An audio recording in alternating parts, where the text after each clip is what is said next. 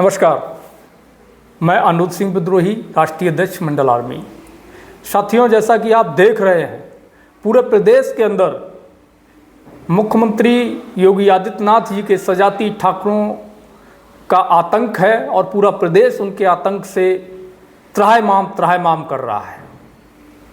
कहीं पर सीएम योगी आदित्यनाथ के सजाती वर्दीधारी सरकारी गुंडे सरकारी गाड़ी का इस्तेमाल करते हुए किसी यादव, किसी मुसलमान, किसी दलित पिछड़े को घर से उठाते हैं और किसी फर्जी केस में फंसा करके सरकारी गन में सरकारी गोली डाल करके उसकी हत्या कर देते हैं और उसको इनकाउंटर का नाम दे देते हैं।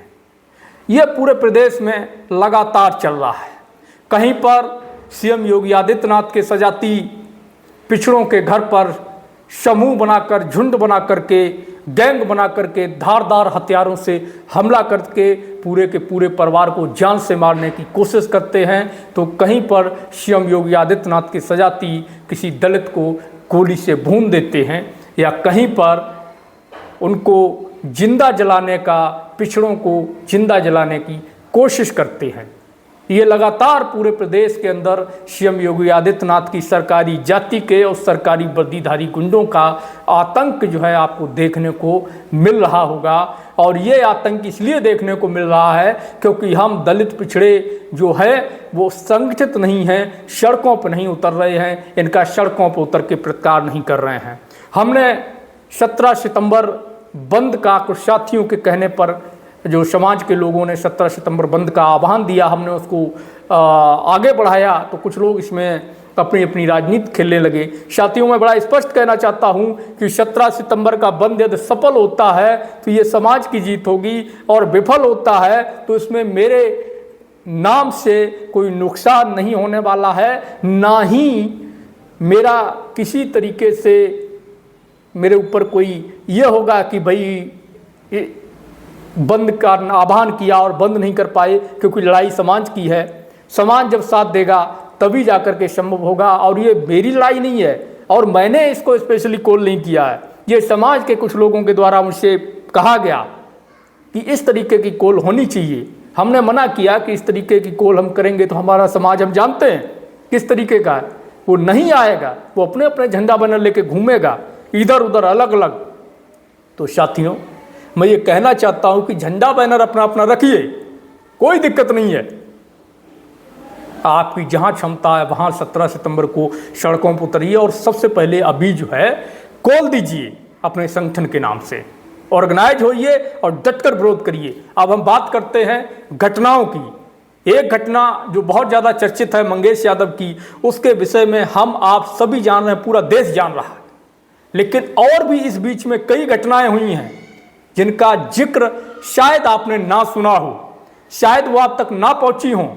जिस तरीके से मंगेश यादव को आधी रात उसके घर से उठा करके 2-3 दिन 4 दिन बाद में जो है हत्या करके उसको पकड़ के गोली सटा के एसटीएफ स्पेशल ठाकुर फोर्स ने, सीएम योगी आदित्यनाथ की सजाती वर्दीधारी गुंडों ने मार दिया, उसकी हत्या कर दी और इनकाउंटर का नाम दे दिया। उसी तरीके से कुछ जो है और जगह पर भी हुआ है और कुछ जगह पर सीएम योगी आदित्यनाथ के सजातियों ने पिछड़ों पर, दलितों पर बर्बर हमले किए, उनको जिंदा जलाने की कोशिश की, उनको जान से मारने की कोशिश की। तो वो मैं आपको 2 मिनट में बताने की कोशिश करूंगा। फिर अगर आपको समझ में आ जाए तो आप सभी से मेरी अपील रहेगी कि सड़कों पे आइए। ये मेरी व्यक्तिगत लड़ाई नहीं है। बंद सफल होगा तो समाज की जीत होगी, नहीं सफल होगा तो वो समाज की नाकामी होगी। मेरा इसमें कुछ नहीं, मैं कोई बड़ा नेता नहीं हूं कि अगर ये सफल हो गया तो मेरा नाम हो जाएगा। मुझे किसी नाम की कोई परवाह नहीं है, मैं समाज के लिए काम करता हूं। तो मंगेश यादव के साथ में ही एक आजमगढ़ के अरविंद यादव को भी सुल्तानपुर की पुलिस ने उनके घर से उठाया था, जिनका अब तक कोई पता नहीं चल रहा है। एक बार उनके परिवार के लोग सुल्तानपुर जाकर के उनसे मिलके भी आए, कहा गया कि छोड़ दिया जाएगा, ये है वो है, जांच चल रही है। लेकिन अब सुनने में आ रहा है कि अरविंद यादव का कहीं कोई पता नहीं। क्या ऐसा तो नहीं कि अरविंद यादव की हत्या कर दी गई है? तो अरविंद यादव के परिवार वालों के साथ भी आप लोग खड़े हों और पूरी मजबूती से खड़े हों। कहीं ऐसा ना हो कि हम अरविंद यादव की तरफ ध्यान ही न दें और उस परिवार के साथ अन्याय हो जाए जिसके जिम्मेदार हम लोग भी उतने ही होंगे। दूसरा मामला पिछले महीने का है जो अब जाकर के खुल रहा है, हमारे जिले मैनपुरी का है। और ये जो मामला है ये भी एक लूट की घटना से जुड़ा हुआ है, जो फिरोजाबाद जिले की सिस्सागंज में एक लूट को अंजाम दिया गया था और उस लूट कांड में 2 लोगों को पकड़ा गया। एक लड़का आरिफ शायद मुस्लिम कम्युनिटी से था, मुझे नाम ठीक से याद नहीं है, फिरोजाबाद का था, और एक लड़का मैनपुरी के बरनाल क्षेत्र के गांव सलूक नगर का था, जिसको 21 अगस्त को रात 1 बजे क्राइम ब्रांच की जो टीम फिरोजाबाद की है वो उठा के ले गई थी। और उसके बाद उसके जो भाई हैं उन्होंने वहाँ एसपी को लेटर भी लिखा। जब बात पता नहीं चली, जानकारी नहीं मिली, तो पता चल रहा है, जो जानकारी निकल के आ रही है, जो पीड़ित है लड़के का नाम गौरव यादव है मैनपुरी का, उसकी मां ने जो बयान दिया है उसके आधार पर ये निकल के आया है कि पुलिस वालों ने उसको छोड़ने के 1,80,000 रुपए भी लिए और उसके बावजूद भी उसका हाफ इनकाउंटर करके उसको जेल में डाल दिया और जो है ये दिखाया, उसको अपराधी बना दिया गया। और सारे प्रूफ जो हैं परिवार ने दिए हैं। और जो मुसलमान लड़का था जिसको निर्दोष फंसाया गया, उसकी बहन ने अपने भाई के उस घटना वाले दिन दिल्ली होने की सीसीटीवी फुटेज तक देने की बात कही है। तो आप देखिएगा किस तरीके से यादवों और मुसलमानों को विशेष रूप से टारगेट किया जा रहा है, उनको फर्जी इनकाउंटर करके मार दिया जा रहा है या फर्जी केसेस में हाफ इनकाउंटर करके उनको फंसा दिया जा रहा है। हाफ इनकाउंटर भी आप ये समझिए पूरी जिंदगी बर्बाद हो जाती, पैर में गोली मार दी, पैर जीवन भर के लिए खराब हो गया। किस तरीके से हमारे लोगों के ऊपर अत्याचार किया जा रहा है। दूसरा मामला ललितपुर का है। ललितपुर की घटना 2 दिन पहले की घटना है, जहां पर एक इंदल पटेल एक गुड्डू ठाकुर के साथ पार्टनरशिप में ईंट का व्यवसाय करते थे।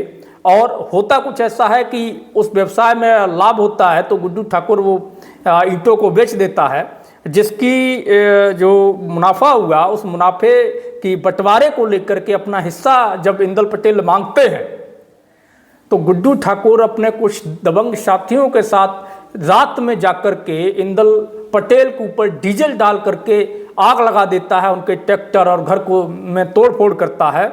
इंदल पटेल किसी तरह भाग करके मक्का के खेत में किसी खेत में घुस करके वो वहाँ पानी यानी अपने ऊपर डाल करके आग पर काबू पाते हैं, शोर मचाते हैं, तो किसी तरीके से वो आग से बचते हैं। आज वो गंभीर हालत में झांसी अस्पताल में एडमिट हैं।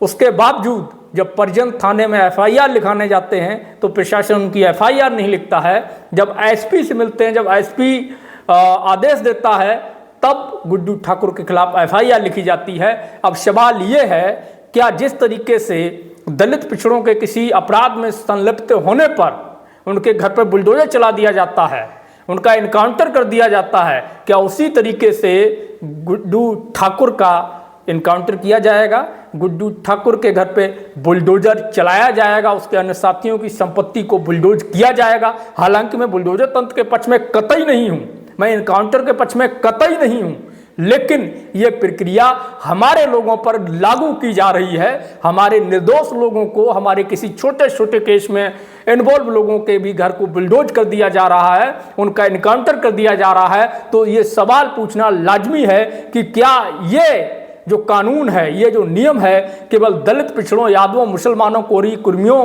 पर ही लागू होता है, या फिर ये नियम जो है सीएम योगी आदित्यनाथ के सजाती ठाकुरों पर भी लागू होगा, उनकी भी संपत्ति को बुलडोज किया जाएगा, उनके भी इनकाउंटर किए जाएंगे या नहीं किए जाएंगे?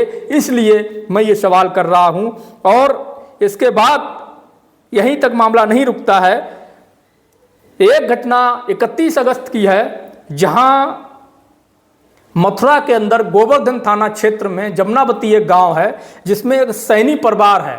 सैनी परिवार पर दबंग ठाकुरों, 1.5 दर्जन से अधिक ठाकुरों के द्वारा रात में गैंग बना करके धारदार हथियारों से जानलेवा हमला किया जाता है।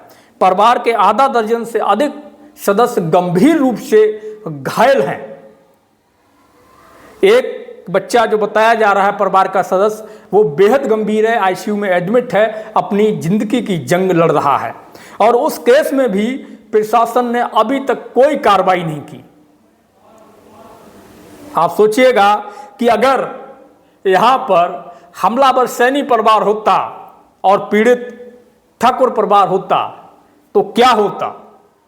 मैं बताता हूं, सैनी परिवार की संपत्ति को बुलडोज कर दिया जाता, परिवार के एक आध व्यक्ति का एनकाउंटर हो चुका होता और सभी को अब तक गिरफ्तार कर लिया गया होता। उनको भी जो इस केस में शामिल नहीं थे, यहाँ तक कि महिलाएं, बच्चियों और रिश्तेदारों तक को जो है अरेस्ट करके जेल में बंद कर दिया गया होता, उनको भी टॉर्चर किया गया होता। इसलिए मैं बात करता हूँ कि आप मथुरा के इस केस में इन सीएम योगी आदित्यनाथ के सजातियों पर बुलडोजर चलेगा, इनकी संपत्ति बुलडोज की जाएगी, इनके एनकाउंटर किए जाएंगे नहीं, क्योंकि अब तक तो इनके खिलाफ कोई एक्शन भी नहीं लिया गया है। तो आप कैसे सोच सकते हैं कि इन पे बुलडोजर चलेगा, इनका एनकाउंटर होगा, इनकी गिरफ्तारी हो जाए, यही बहुत बड़ी बात है। ये अपराधी खुला घूम रहे हैं, गवाहों को धमका रहे हैं और परिवार को प्रताड़ित कर रहे हैं, जिसको लेकर के कल सैनी समाज के लोग मथुरा में प्रोटेस्ट भी आउट किए हैं। और यही नहीं, एक घटना गोंडा की है जिसमें एक अजीत कोरी जो दलित समाज के हैं, उनको जमीन के विवाद को लेकर के 2-3 ठाकुर गोली मार देते हैं, उनकी हत्या कर देते हैं। उस पर भी इस तरह की कोई कार्रवाई नहीं होती है, सिर्फ एक के नाम FIR करके उसको गिरफ्तार कर लिया जाता है और बाकी को छोड़ दिया जाता है, उनका नाम ही नहीं लिया जाता। और यही एक ऐसी घटना पिछले महीने ललितपुर में हुई थी, प्रजापति समाज के ऊपर ठाकुरों ने हमला किया था, उसमें भी इस तरह की कोई कार्रवाई आपको देखने को नहीं मिली। तो इसलिए मैं ये कह रहा हूं कि चाहे आप यादव हों, कुर्मी हों, कोयरी हों, जाट हों, गुजर हों, धानुक हों, धोबी हों, जाटव हों, पाशी हों, वाल्मीक हों, निषाद हों या किसी भी OBC कम्युनिटी से हों, SC कम्युनिटी से हों, अगर आप नहीं लड़ेंगे तो आपके समाज के भाइयों को फर्जी केस में उठा करके उनका एनकाउंटर कर दिया जाएगा।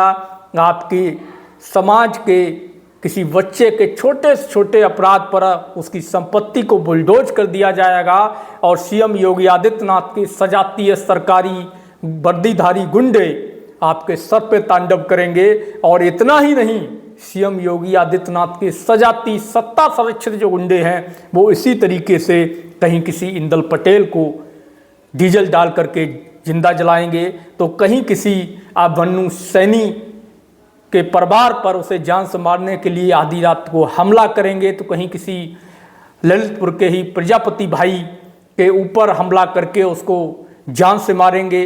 तो ये लगातार होता रहेगा। कहीं किसी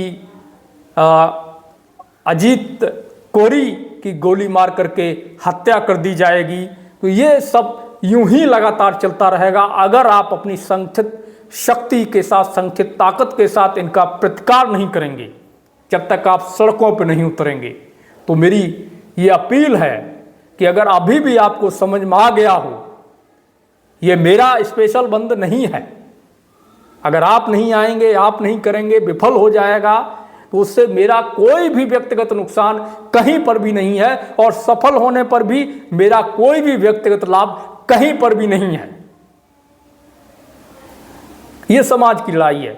आप सब जो भी आपके संगठन है, सामाजिक संगठन, राजनीतिक दल, सब अपने अपने झंडा बैनर के साथ शामिल हो, अपनी अपनी कॉल दीजिए, अपना अपना पोस्टर बैनर वीडियो जारी करिए, बाइट दीजिए, अपना अपना जो है प्रेस कॉन्फ्रेंस करिए। किसने रोका है? 17 सितंबर को सड़कों पर आइए। उत्तर प्रदेश के अंदर दलित पिछड़ों, मुसलमानों पर हो रहे सामूहिक अत्याचार के खिलाफ, फर्जी सरकारी हत्याओं के खिलाफ और सरकारी गुंडों के अत्याचार के खिलाफ हमें आज नहीं तो कल लड़ना होगा। लेकिन कल अगर लड़ेंगे तो देर हो जाएगी, आज लड़ेंगे तो हो सकता है कि हम कुछ बचा ले जाएं, कुछ अपनों की जान बचा लें, कुछ अपने परिवारों को बचा लें, कुछ अपने बच्चों के भविष्य को बचा लें। तो तय आपको करना है कि आप कब लड़ेंगे, अभी या सब कुछ बर्बाद हो जाने के बाद। धन्यवाद साथियों। मुझे आशा है कि हमारे उत्तर प्रदेश में जितने भी सामाजिक संगठन हैं, जाति आधार पर, वर्गीय आधार पर, ओबीसी एससी एसटी के जो संगठन हैं, या यादव समाज के संगठन हैं, कुर्मी समाज के संगठन हैं, कोरी समाज के संगठन हैं, प्रजापति समाज के संगठन हैं, सैनी समाज के संगठन हैं, नाई समाज के संगठन हैं, निषाद समाज के संगठन हैं, जाट गुर्जर समाज के संगठन हैं, जितने भी संगठन हैं वो 17 सितंबर को संयुक्त रूप से अपने अपने क्षेत्र में सड़कों पर उतर करके विरोध अपना दर्ज कराएंगे और बंद को सफल बनाएंगे। धन्यवाद साथियों, आप सभी को जय भीम, जय मंडल, जय संविधान, जय जोहार। इंकलाब जिंदाबाद, उल गुलाम जिंदाबाद।